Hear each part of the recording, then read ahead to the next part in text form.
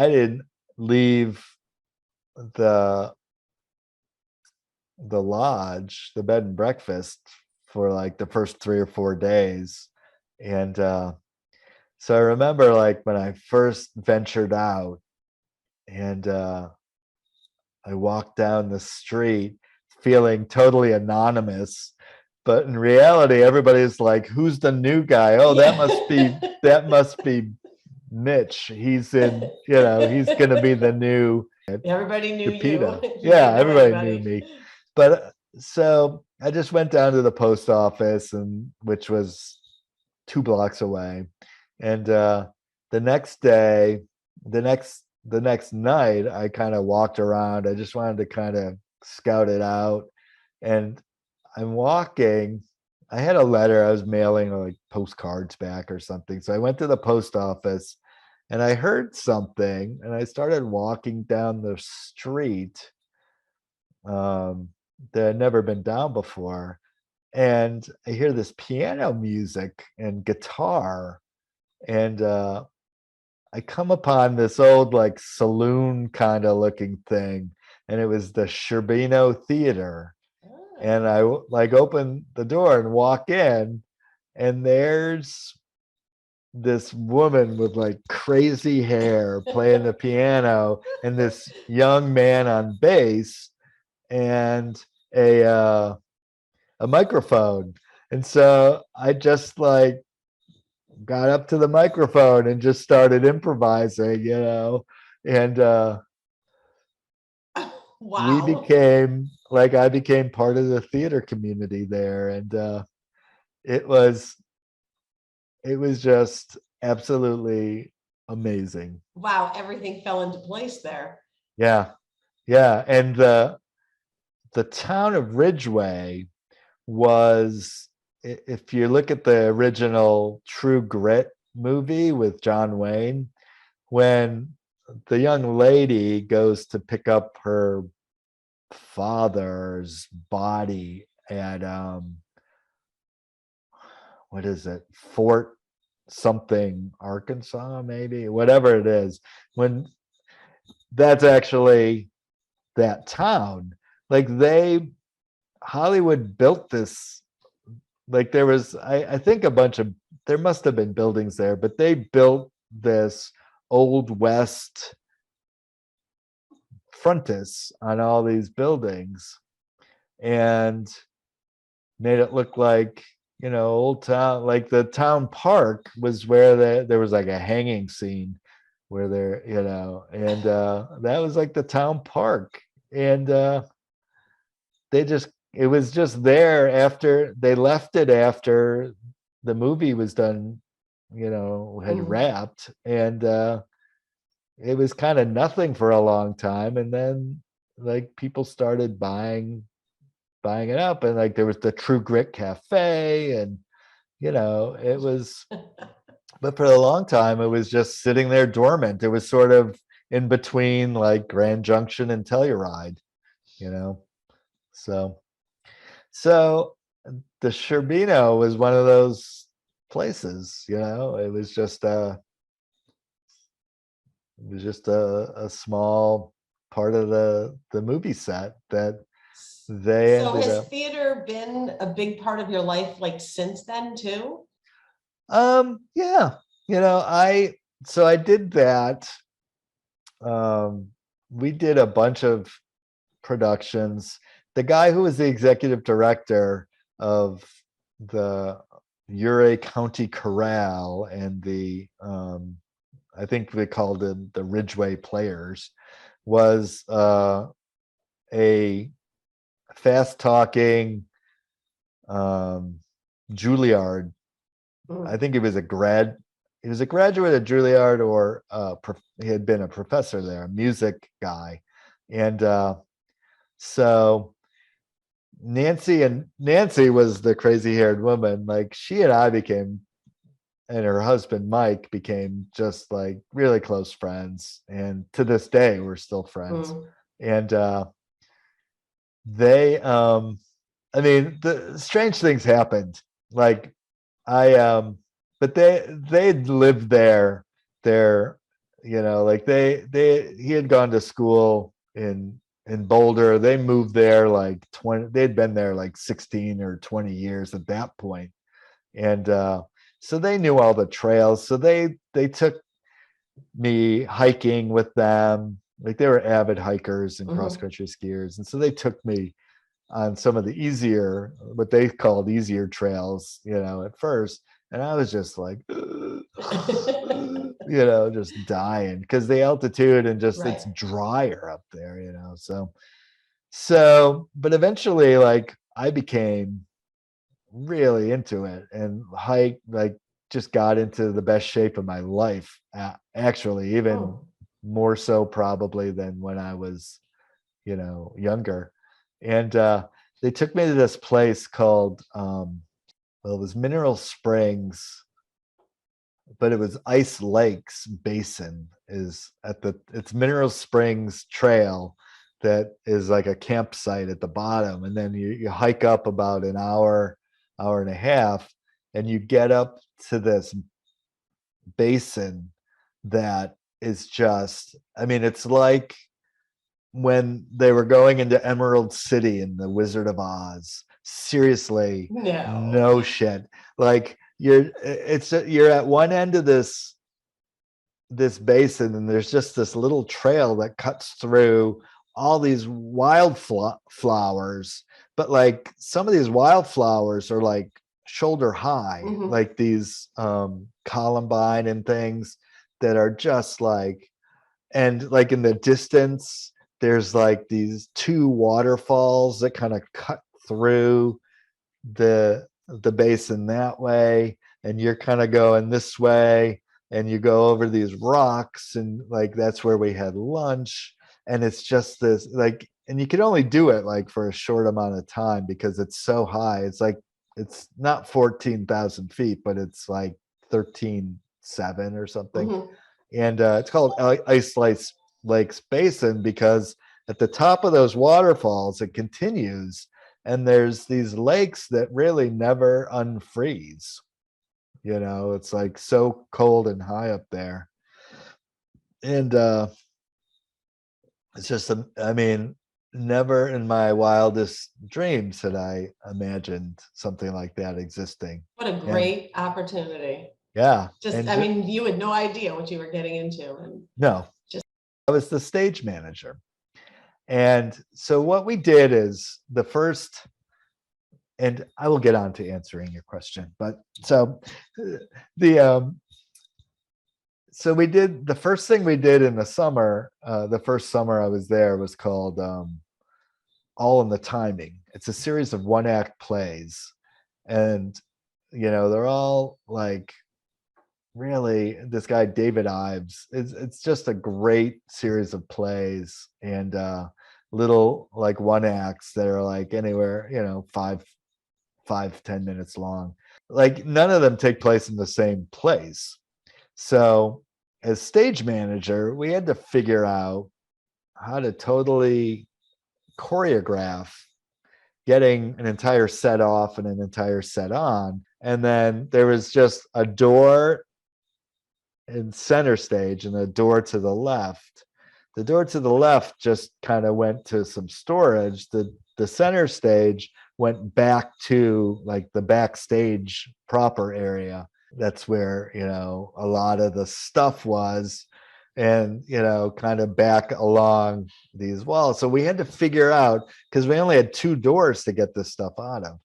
And so what we did was, and this was all sort of my doing. So each set change, we choreographed it, but we had a boom box that would come out with one of the set pieces, and it had a different piece of music that went with, and it was like like in the like Philip Glass, had the knee plays or whatever. They were like these interim things um in Einstein on the Beach. And so it was like my knee play, was this whole thing.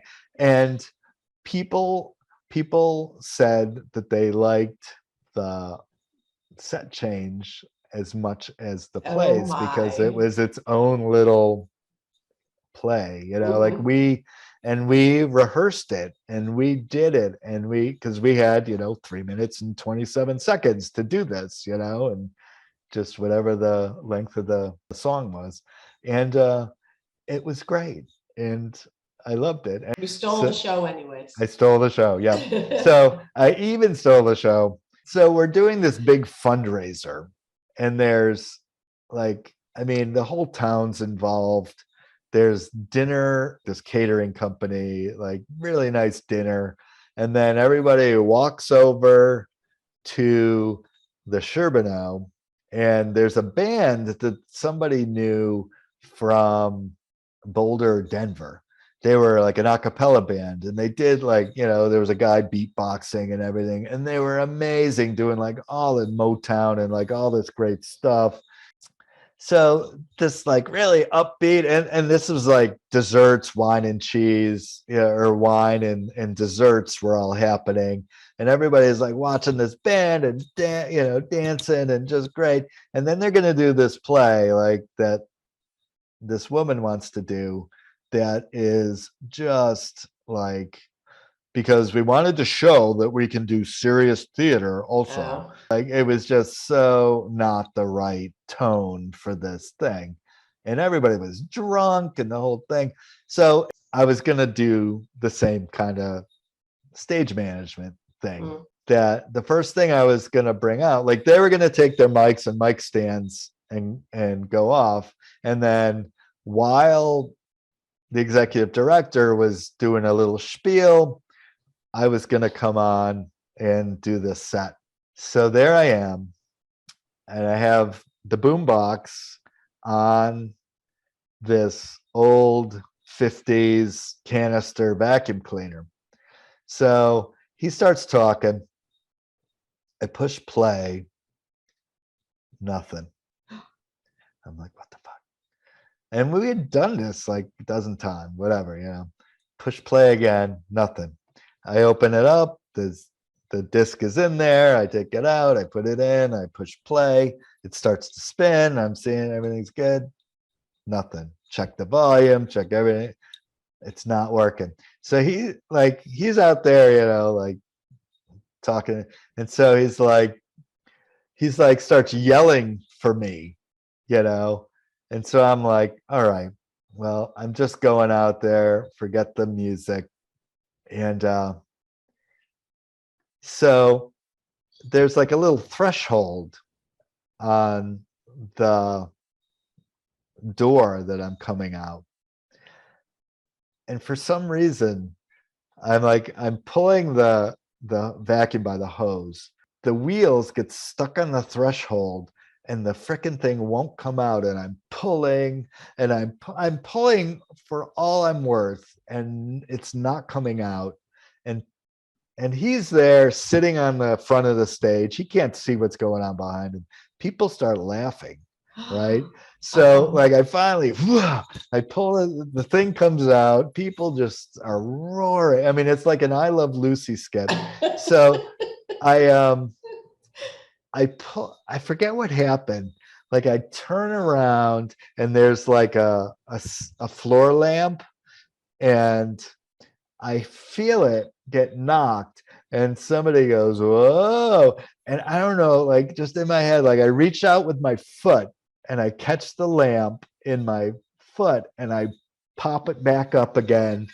And everybody's like cheering and laughing and going nuts. And like all these things are going wrong, but it is hysterically funny. Oh no. And I'm thinking, and they're all like backstage going, what the fuck is going on? And I'm just thinking, oh my God. And so then like they come out to do this play and it just falls Oh. flat. I Meanwhile, got my last, the I audience is got, thinking, bring back Brian. exactly. I got my last laugh, but And he he didn't know what never, was going on. he, no, he was just sitting there. Like he kind of just sat there and was watching me and shaking his Oh. head eventually. But, you know, like it was not supposed to happen that way. It was supposed to be Perils of like, live theater. right. And I knocked it out of the park. I had always wanted to be my first job in like eighth or ninth grade. I think it was eighth grade actually. Was in the circus, and I had always wanted to be a clown. Mm. So I got my I had my little taste of it there. But Yeah. John Levin, who was a year behind us, he was living in San Francisco. Um, like the internet was like really rudimentary at that point, especially in the remote hills of Colorado. Yeah. And so, I found this San Francisco School of Circus Arts. It was very similar to the Metropolitan School. It was a community art school, a community circus school, but they were associated with the Pickle Family Circus or something, and which was kind of a famous like traveling Okay. circus. Like I just decided, okay, I'm gonna go out, I'm gonna go to circus school and I'm gonna go for it. And so I go out there and I take classes at the circus school. Cirque du Soleil is in town and they're hiring people. I get a job with Cirque du Soleil and I just freaked out. I would have been like, selling merch or something, Mm. and I just couldn't do it. Like, I don't know. Like, it was just like the dream come true, just couldn't. So I didn't do it. And then a couple months later, I just left. I didn't like living in San Francisco, going from a town of like 600 people to like where 600 people were on my block. It was just too much culture Right. shock. And Right. San Francisco, to live there is like I loved when people came and visited. I would take them around and we'd have a Right. great time. And then I'd have to get from point A to point B, and it would take 5 hours. So at any rate, I went back to Colorado, and so that Exactly. summer, my friend of mine is going back east to do an authentic self in theater. She's teaching this workshop back at the Omega Institute. So her husband was already back east. She was going to drive cross country by herself, meet him, and then they were going on to grad school down in Florida after the summer was over. Mhm. So I drove with her, and we went to Florida, or we went to the Omega Institute, and I took the class, and I worked part time in the dining hall or something, and took this class, and just really learned a lot more about acting and being myself. And so that was summer of 2000. Oh, So okay. afterwards I was like, okay, I'm going to do this. Then I'm going to go up to Syracuse because Open Hand had just bought this castle on the North Salina Street. And so I'll go see them. I'll see my mom. I'll go up. I had friends in Montreal, and then I'll go back to Colorado. Well, I meet, the Open Hand people, and I had worked with them before at circus camp and stuff, years before, and so they were in the middle of this run of this show, and so they're like, "Well, do you want to be the lighting, the lighting director for this, so you could just run the light board?" And I was like, yeah, sure, whatever. And so I jumped into that. So they ended up hiring me. So I did that. And then 9/11 happened. And a friend of mine, one of the things that I had done out in Colorado is I met this woman who was a hot stone therapy Mhm. massage therapist, but she was friends with the woman who basically started it. My friend was a trainer for hot stone massage therapy. So she trained me on how to do it. So she was coming back. She was going around to all these spas all over the world. So she was going to be in New York City on September like 11th to the 27th or something, doing this training. Well, 9/11 happens, And so it got pushed back. Um, we ended up, we were in Manhattan when it was all like the aftermath of it. And so we were like, praying and dedicating this whole, all of the work that we were doing to, the earth and to, the greater metropolitan area. And just really, at night we would go out and just walk through the streets and doing all this like spiritual work.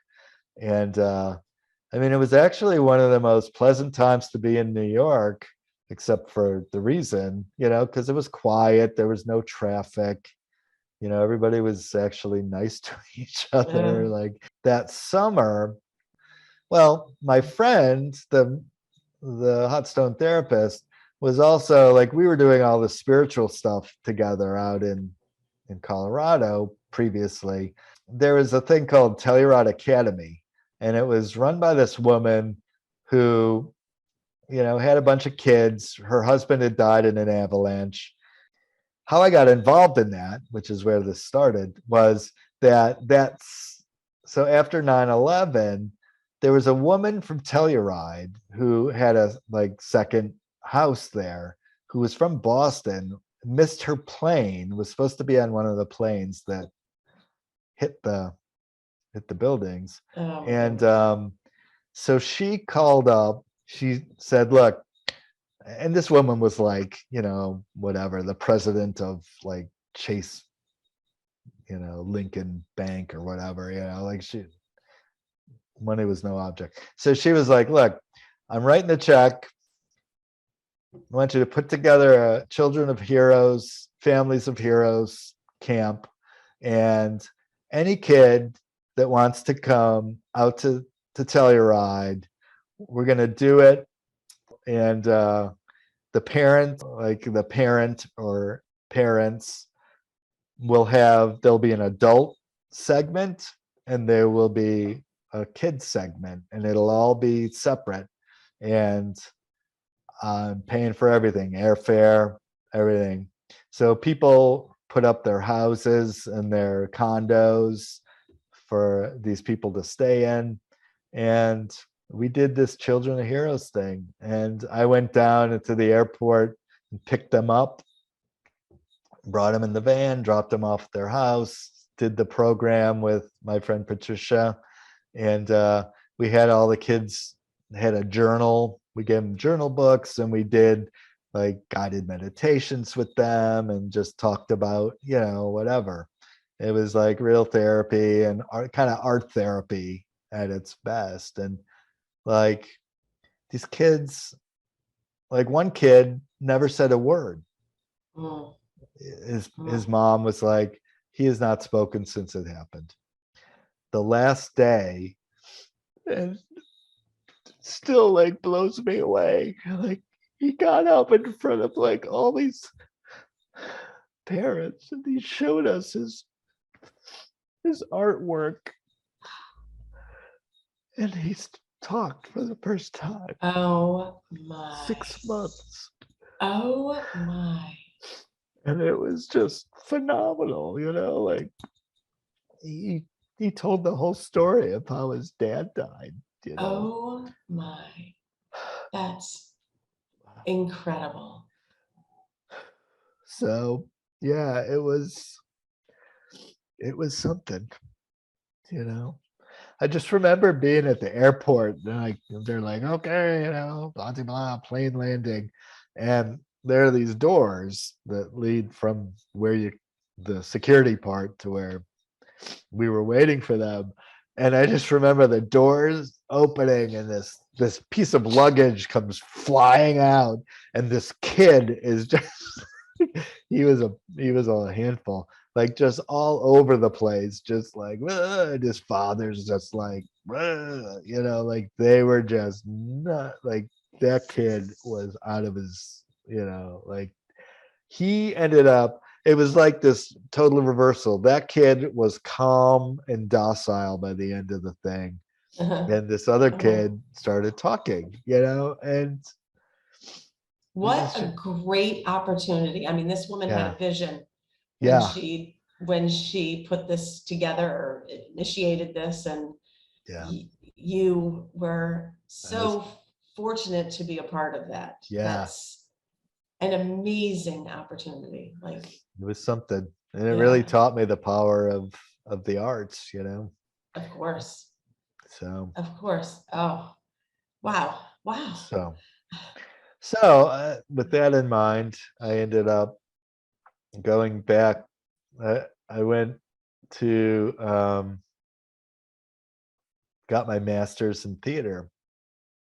Well, So, any final words you want to say before we wrap well, I things up? just, you know, I want to say that, you know, I feel like there's so much heart in this, you know, like it feels really good to be a part of this, you know, both telling my story as well as listening to other people tell their story. And I really, you know, I hope more people sign up and do it. I have like 2 or 3 more signed up. I Good. have 2 or 3 that I have 2 right now that I'm editing, and so there'll be more in the future. But Excellent. you know, I what I hope will people are say is, looking forward to it.